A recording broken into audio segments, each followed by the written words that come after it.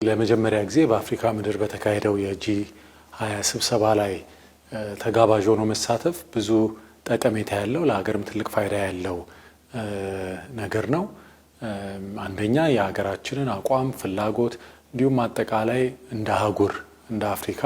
መነሳት ያለባቸውን አጀንዳዎች ለማንሳት ጥሩ እድል የሚሰጥ ነው። በተጨማሪም በጎን ለጎን ደግሞ የሁለትዮሽ መድረኮችን ለማድረግ በአንድ ጊዜ በአጭር ጊዜ ብዙ አገራትን ብዙ ዓለም አቀፍ ተቋማትን አግኝቶ የሐሳብ ልውውጥ ለማድረግ ትብብርን ግንኙነትን ለማጠናከር ጥሩ እድል ነው። ኢኮኖሚ ስርዓቱ ፍትሃዊ እንዲሆንና የሁሉንም እድገት የሚያሳልጥ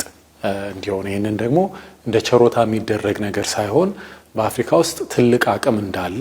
የኢትዮጵያን ምሳሌና በኢትዮጵያ የተገኙ ውጤቶችን በማሳየት ለጋራ ተጠቃሚነት የፋይናንስ ስርዓቱን የአፍሪካ ሀገራትን ሚና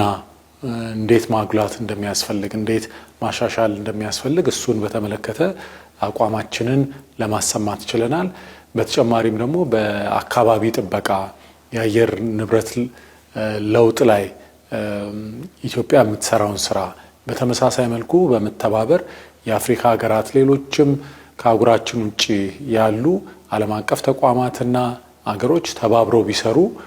እንዴት ሁላችንንም ሊያግዝ ሊጠቅም የሚችል እንደሆነ ያንን አጉልተው አሳይተዋልና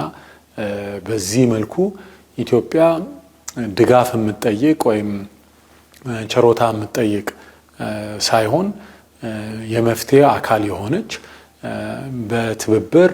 በአጋርነት አብራ የምትሰራ ሐሳብም የምታመነጭ መፍትሄም የምታቀርብ ሀገር እንደሆነች ለማሳየት ተችሏል። በአጠቃላይ አሁን የአፍሪካ ሀገራት ብዙዎቹ ታዳጊ ሀገራት ዕዳ ለመክፈል ዕዳም ብቻ ሳይሆን የዕዳቸውን ወለድ ለመክፈል የሚያወጡት ወጪ ልማት እንዳይሰሩ የልማት እንቅስቃሴያቸውን እንዳያደርጉ በጣም ያገደ እንደሆነ እንዲሁም ለዕዳ ለመክፈል የሚያወጡት ወጪ ለጤና ወይም ለትምህርት ከሚያወጡት ወጪ በላይ የሆነ እንደሆነ ይሄ ደግሞ እድገትን እየገታ እንደሆነ በማሳየት ኢትዮጵያ ላለፉት ጥቂት ዓመታት የንግድ ብድርን በማቆም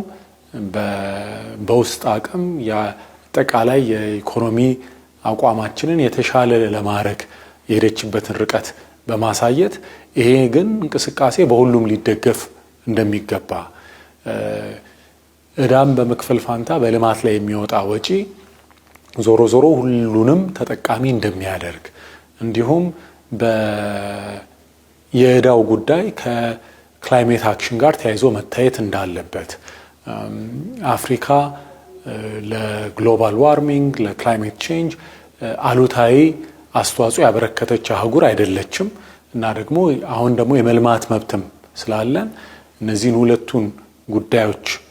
በማገናኘት ልማታችንን የሚያግዝ ግን ልማታችን